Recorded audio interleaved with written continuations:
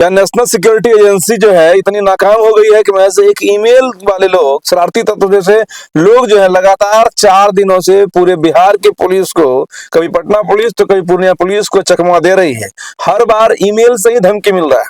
अब उस ईमेल से आप समझिए कि क्या सिक्योरिटी है, लेवल क्या इनका पुलिस का लेवल है कि एक ईमेल में कौन ईमेल कर रहा है और वो सीरियस लिया जा सकता है या नॉन सीरियस, या वो कौन लोग हैं। 4 दिन से लगातार कभी पटना के सिविल कोर्ट को उड़ाने की धमकी मिल रही है, आज पूर्णिया का सिविल कोर्ट को उड़ाने की धमकी मिल रही है, और लगातार पुलिस सिर्फ उस एक ईमेल के आने के बाद ठीक है, अच्छी बात है, तत्परता दिखा रही है, उसके बाद पुलिस छावनी में तब्दील सिविल कोर्ट हो जा रहा है। लेकिन जब आपको लग रहा है कि ये एक महज अफवाह था, तो फिर 4 दिनों से क्या आपके पास कोई साइबर एक्सपर्ट नहीं है कि आप वैसे शरारती लड़कों को या लड़कियों को या उस आदमियों को, चाहे वो मानसिक रूप से विक्षिप्त हो या वो एंटी टेररिस्ट हो, कोई भी हो, क्या आप उसे गिरफ्तार नहीं कर सकते हैं? ये एक सबसे बड़ा सवाल है। कहीं ऐसा ना हो जाए कि इसी तरह से एक दिन ऐसा हो जाए जो बचपन में आप कहानी पढ़े थे, जिसमें कि कुछ शरारती जानवर कहते हैं बार बार आसमान गिरा आसमान गिरा, जिसके बाद के सब लोग उसके पीछे दौड़ने लगते हैं, फिर वो हंसने लगता था कि कोई आसमान नहीं गिरा, ये तो सेब गिरा हुआ है।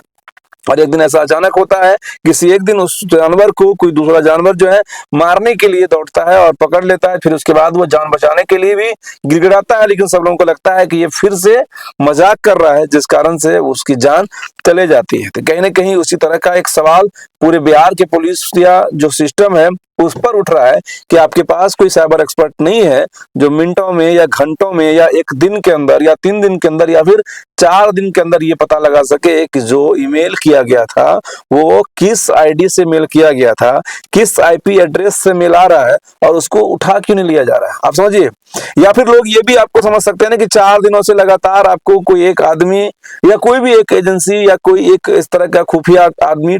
आपको घुमा रहा है, अपने इशारों पर नचा रहा है। आप जिसके पास एक मशीन दिया रहता है, गरीब मुस्लिमों को आप कहीं पर भी रोड पे पकड़ लेते हैं और उसके बाद चालान मोटी रकम कमा के, आजकल तो ऐसा फैशन आ गया, पहले तो ऑन स्पॉट चालान भरना पड़ता था तो लोगों को बड़ा दिक्कत होता था। आजकल ऐसा भी हो गया है कि आप लोग दे देते हैं कि जाओ घर में भर देना, और उसके बाद लोग यहाँ आते हैं और फिर उसके बाद अब आपके उस ऑफिस में कितनी बार चक्कर लगाने के बाद किसी तरह से पैसा जुगाड़ करके आपको बाद में चालान भर देते हैं। लोगों को भी इंस्टॉलमेंट की सुविधा बड़ा अच्छा लगती है, इसलिए उनको एहसास नहीं होता है कि सरकार या उनके अधिकारी किस तरह से उनके जेब से पैसा निकाल रहे हैं, धीरे धीरे या इंस्टॉलमेंट की भाषा में पैसा निकाला जा रहा है, और उसमें उनको लगता है कि दोस्त सिर्फ से मेरा है। एक बार आपको सोचने और समझने की जरूरत है, क्या आपका पुलिस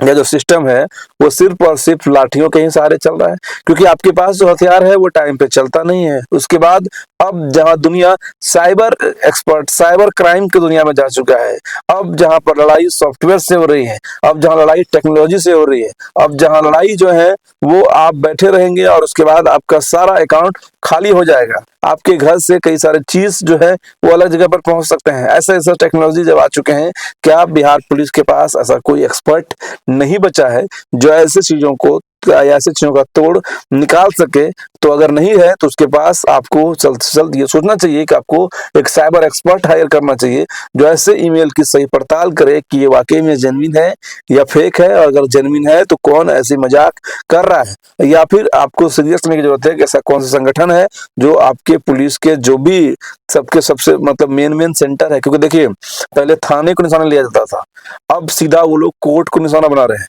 इसका मतलब है कि कोई न कोई ऐसे मानसिकता के लोग हैं इसके पीछे। अगर वो फेक है तब तो फिर वो आपके साथ खेल रहा है। बाय द वे अगर वो सीरियस है, भले वो बम लगा रहा हो या नहीं लगा रहा हो, लेकिन 26/11 वाले फिल्म की तरह कम से कम वो डरा आपको जरूर रहा है, आपके पुलिस को एक्सरसाइज जरूर करा रहा है, आपके पुलिस महकमे को ऑफिस के एसी वाले दफ्तर से निकाल कर सड़क पर खड़ा करने के लिए मजबूर जरूर कर रहा है। तो आपको हल्के में लेने की जरूरत नहीं है, बल्कि सोचने की जरूरत है कि कौन ऐसा कर रहा है, उसकी मानसिकता क्या हो सकती है, या मानसिकता से ये भी हो सकती है वो ये कहना चाह रहा हो कि लोकतंत्र का जो 4 स्तंभ कहते हैं, जिसमें सबसे पहला न्यायपालिका ही आता है, और जब लोकतंत्र इस देश में खतरे में पड़ रहा है, जब लोकतंत्र का नाम इस देश में प्रजातंत्र कर करके एक पत्रकार भी मजाक बार बार उड़ाते हैं कि ये तंत्र हो गया है, प्रजातंत्र ऐसे लिखता है वो कन्हैया बेलारी। इसका मतलब है कि सरेआम आपके लोकतंत्र की मजाक जो है सब लोग उड़ा रहे हैं। तो ये एजेंसियां या फिर ये लड़के या जो भी संगठन के ऐसे लोग हैं वो आपको ईमेल करके ये कह रहा है कि अगर जिस दिन दिमाग घुमा